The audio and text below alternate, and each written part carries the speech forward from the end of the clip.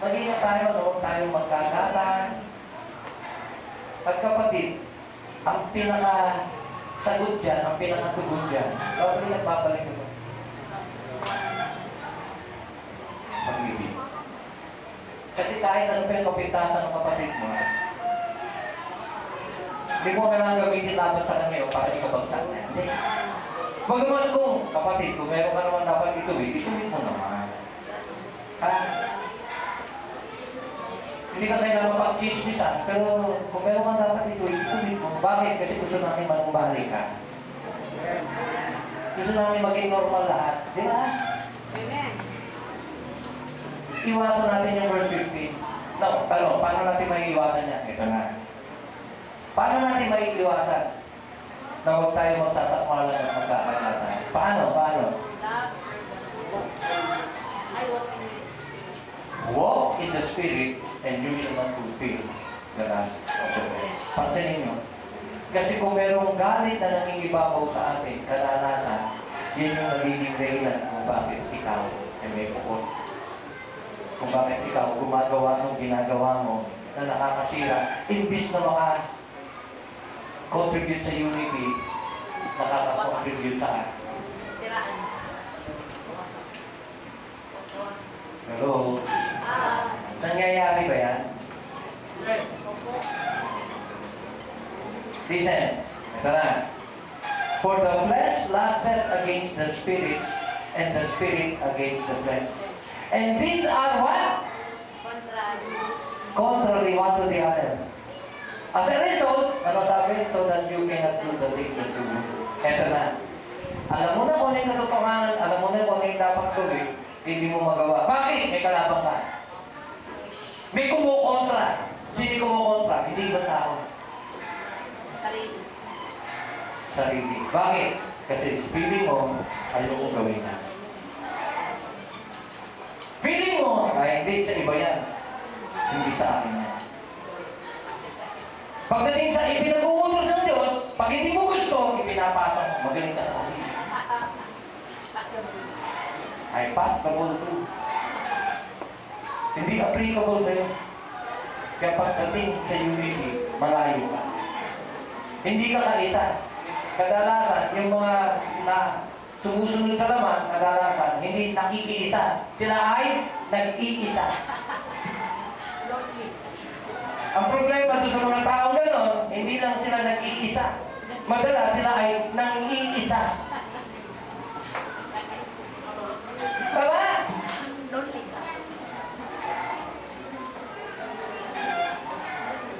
So that you cannot do the things that you would. Kasi sa totoo lang, kung Christian ka na, nasa iyo na yung banal na Espiritu, meron gustong gawin yung banal na Espiritu sa buhay mo. At lalo kung katatanggap mo pala doon sa katotohanan, yung katotohanan na natanggap mo, yun yung naman ang damdamin mo na gusto mong gawin. Ay, maganda pala yun. Kung binsito ka na, maganda pala yun. Pero pag nandun ka na sa actual, may lalaban doon sa nasa damdamin mo. Ano yun? Yung laman. O yung mga gusto mag-jeta. Alam na mo kung bakit kailangan mo mag-jeta. Kumbinsido ka. Hindi lang gaganda figure mo. Magiging malusog ka pa. Malalayo ka sa maraming sakit. Ito na. Kumbinsido ka ron. Ito talaga, last na. Na-invite ka ng Christmas. Nakalatag lahat ng mga paborito mong pagkain. Yung sinabi mo sa sarili mo talaga, hindi na. Kumakaway siya yung alimango. Yung sipin niya, pabukas sarado. Anong sabi nung laman? Ka na. O naman yun. Huwag ka na mahiyan. Sino sinasabi, you cannot do the things that you would. Alam mo, ito mainam, pero hindi yan ang susundin mo kasi mayroong gusto kang laman. Kaya may discipline eh. Kung di mo kaya kontrol ng sarili mo, may tutulong sa'yo. Tama? Actually, hindi. Actually, hindi mahirap yan eh. Hindi mahirap eh. Yung pinagduda eh. Ang nagpapahirap na yan, yung pagpapasakot natin. Kadalasan, yung mahirap bitawan na gusto mong gawin, kaya naman umihirap yan kasi ayaw mong bitawan. Nakakala niyo yung goy? Hindi. Nakakala niyo yung goy? Tinasok niyo yung ganyan doon sa buko? Sa inyo? Eh gusto niya makuha yung naman eh. Nagtutugo niya yung kamay niya. Ang sakit-sakit na. Pero pinipilit pa rin niya tanggalin. Eh, hindi niya matatanggal hanggang hindi niya bibitawan yung naman ng kamay niya.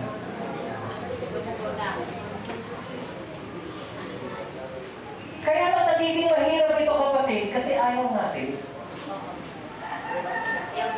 Ang pinaka-key, yung verse 18, but if you be led by the Spirit, you are not under the law. Yan lang.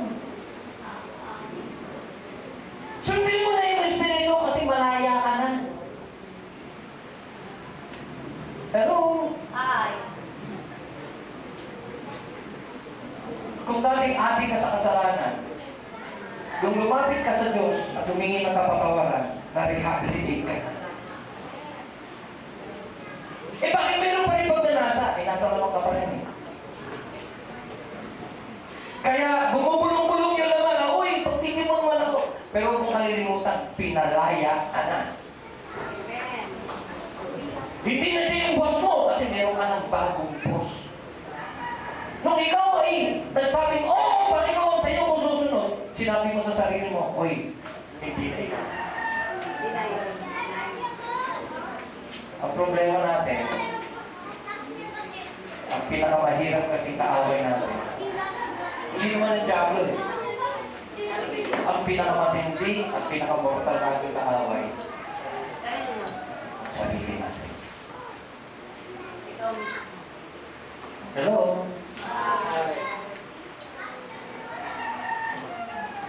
Naalala niyo ba? Pag-ibig sa Panginoon, pag-ibig sa kapwa. Again, pag-ibig na naman. If you love me, Get my oh,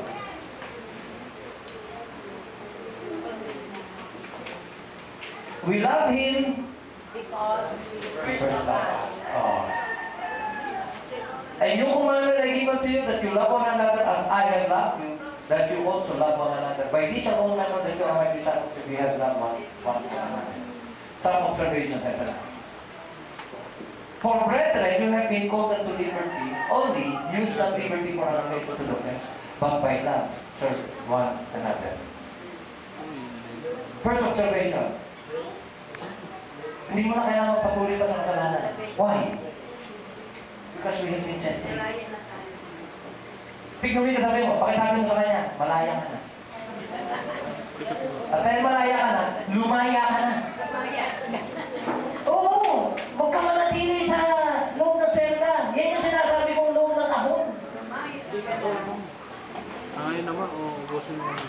You have been called unto liberty. Amen.